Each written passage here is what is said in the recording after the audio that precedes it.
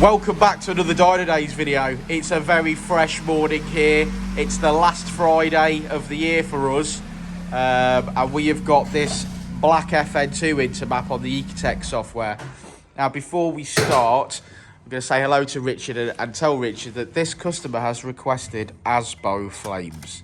Okay. He wants all of them. Yeah. All of napalm, all of them that we can possibly get out of it. Yeah. So we're going to do a stock power run after our Jensen has strapped it, and then we're going to flash the stock ECU with an Ecutek race rod that gives us the ability to data log and start mapping, and then we'll see what power we can make.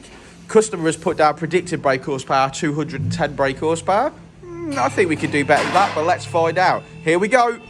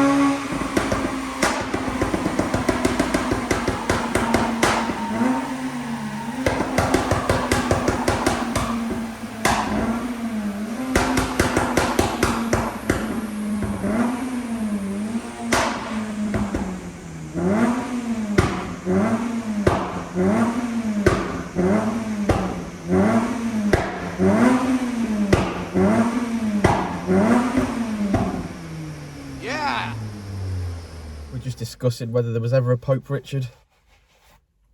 Right, okay, so FN2 Honda Civic Type R in for an Ecutek remap. Modifications, stock airbox with a K&M panel filter, Tegua 4:1, or sorry, Jap Speed 4:1 manifold mated to a Tegua 70mm exhaust system.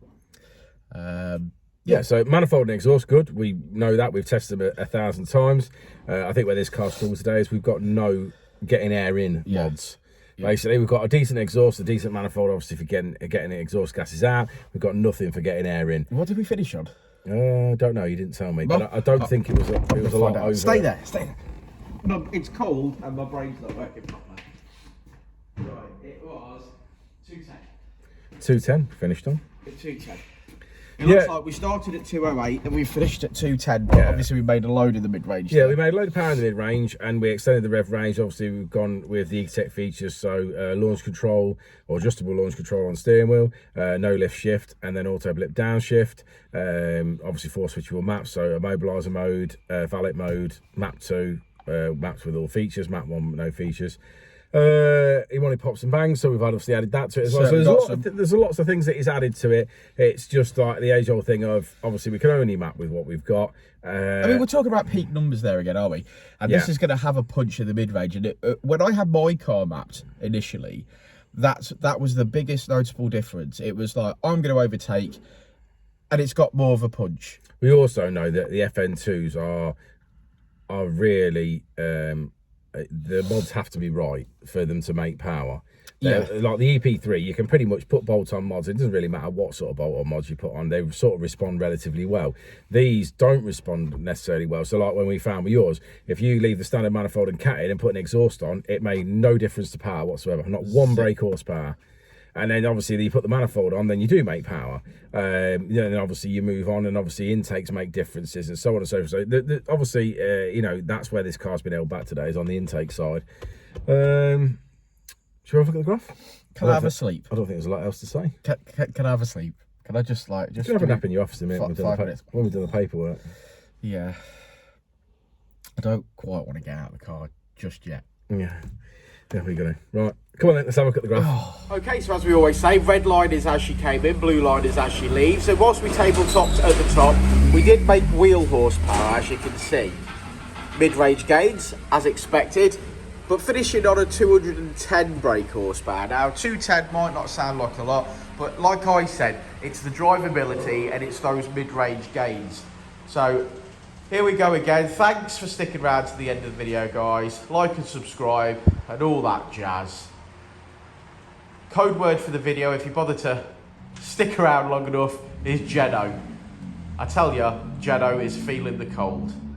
He's not a happy bunny. Jeno, are you cold?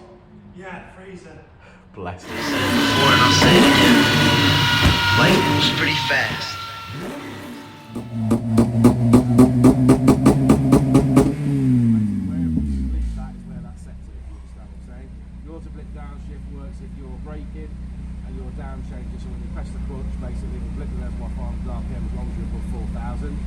No lift shift, it's flat to the board, keep the foot completely pinned on the accelerator. As soon as you press the clutch, it'll activate the clutch switch, so wherever the revs are at that point, it'll hold the revs, then have like a fake rev limit up, and then basically when you release it, it'll carry on and it'll change. If you don't want any of that on, then just press it, hold it, and put it on that one. That still maps, but none of those features